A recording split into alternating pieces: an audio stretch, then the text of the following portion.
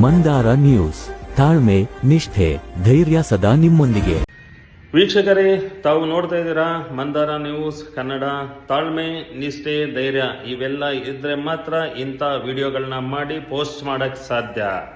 ಯಾಕೆ ಇದನ್ನ ಹೇಳ್ತಾ ಇದ್ದೀನಿ ಅಂದ್ರೆ, ಇದು ಬಾನಸವಾಡಿ ಮುಖ್ಯ ರಸ್ತೆಯಲ್ಲಿ ಇರುವ ಫೈರ್ ಸ್ಟೇಷನ್ ಇದೆ. ಅದರ ಬಳಿ ಸುಮಾರು ಅಷ್ಟು ತಳ್ಳೋ ಗಾಡಿಗಳು, ವ್ಯಾನ್ಗಳಲ್ಲಿ ಊಟವನ್ನ ಮಾಡ್ಕೊಂಡ್ಬಂದು ಮಾರ್ತಾರೆ. ಅಡಿಗೆ ಮಾಡ್ಕೊಂಡ್ಬಂದು ಮಾರುವಂತ ಜಾಗ ತಪ್ಪಂತ ನಾನು ಹೇಳ್ತಾ ಇಲ್ಲ. ಇಲ್ಲಿ ಅನೇಕ ಗಾಡಿಗಳಿತ್ತು. ಇವಾಗೇನು ಹೊಸ ನಿಯಮ ಬಂದಿದೆ, ಫುಟ್ಪಾತ್ ಅಲ್ಲಿ ಗಾಡಿಗಳಿರಬಾರ್ದು, ಫುಟ್ಪಾತ್ ಬಳಿ ಗಾಡಿಗಳಿರಬಾರ್ದು, ರಸ್ತೆಯಲ್ಲಿ ಗಾಡಿಗಳು ನಿಲ್ಸ್ಕೊಂಡು ಊಟವನ್ನ ಮಾರಬಾರ್ದು ಅಂತ. ಅದೆಲ್ಲ ಮಾಡೋಂಥದ್ದು ನಮ್ಮ ನಗರ ಸ್ವಚ್ಛವಾಗಿರಬೇಕು, ಬಹಳಷ್ಟು ನೀಟಾಗಿ ಪರಿಸರವನ್ನ ಕಾಪಾಡಬೇಕು ಅನ್ನೋ ನಿಟ್ಟಿನಲ್ಲಿ ಸಚಿವರಾದಂಥ ಕೃಷ್ಣ ಬೈರೇಗೌಡರು ಈ ಒಂದು ಕ್ರಮವನ್ನ ತೆಗೆದುಕೊಳ್ಳೋದು ನಾವು ಸ್ವಾಗತ ಮಾಡ್ತೀವಿ.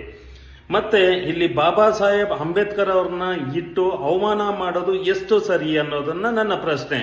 ಯಾಕಂದ್ರೆ ಯಾವುದೇ ಒಂದು ಇಲ್ಲಿ ಅನುಮತಿ ಪಡೆದಿಲ್ಲ, ಆದ್ರೂ ಇಟ್ಟಿದ್ದಾರೆ, ಇಡಲಿ. ಯಾಕಂದ್ರೆ ಅವರು ನಮಗೆ ಸಂವಿಧಾನವನ್ನ ಕೊಟ್ಟಿರುವಂತ ಮಹಾನೀಯ. ಅಂತವ್ರನ್ನ ಇಟ್ಟು ಅಲ್ಲಿ ಪರಿಸರವನ್ನ ಸ್ವಚ್ಛವಾಗಿ ಇಟ್ಕೊಳ್ಳೋದು ನಮ್ಮ ಕರ್ತವ್ಯ. ಅಲ್ಲಿ ಊಟದ ಗಾಡಿ ಪರ್ಮಿಷನ್ ಕೊಡೋದು, ಅಲ್ಲಿ ಊಟ ತಿನ್ನೋದು, ಅಲ್ಲೇ ಕೈ ತೊಳೆಯುವಂಥದ್ದು, ಮತ್ತೆ ಅಲ್ಲಿ ಉಗುಳುವಂಥದ್ದು ಎಷ್ಟು ಮಟ್ಟಿಗೆ ಸರಿ ಅನ್ನೋದು ನನ್ನ ಪ್ರಶ್ನೆ ಆಗಿದೆ.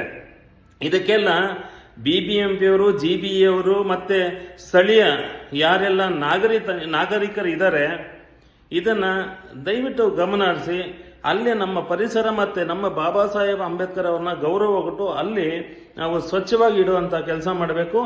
ಇದಕ್ಕೆ ಸಂಬಂಧಪಟ್ಟ ಅಧಿಕಾರಿಗಳು ಸಹ ಇದಕ್ಕೆ ಕ್ರಮವನ್ನ ಜರುಗಿಸಿರೋ ಅಲ್ಲಿ ಒಂದು ನೀವು ಮಂಟಪ ಕಟ್ತಿರೋ ಅದನ್ನ ಕಟ್ಟಿ ನೀವು ಅದನ್ನ ಕಾಪಾಡಿಕೊಳ್ಳುವಂತ ಕೆಲಸ ನಿಮ್ಮ ಕರ್ತವ್ಯ ಅಂತ ನಾನು ಭಾವಿಸ್ತೀನಿ. ಬಂಧುಗಳೇ, ಇಂಥ ವಿಡಿಯೋಗಳನ್ನ ತಾವು ಮತ್ತೆ ನೋಡ್ಬೇಕಾದ್ರೆ ಮಂದಾರ ನ್ಯೂಸ್ ಕನ್ನಡ ಸಬ್ಸ್ಕ್ರೈಬ್ ಆಗಿ.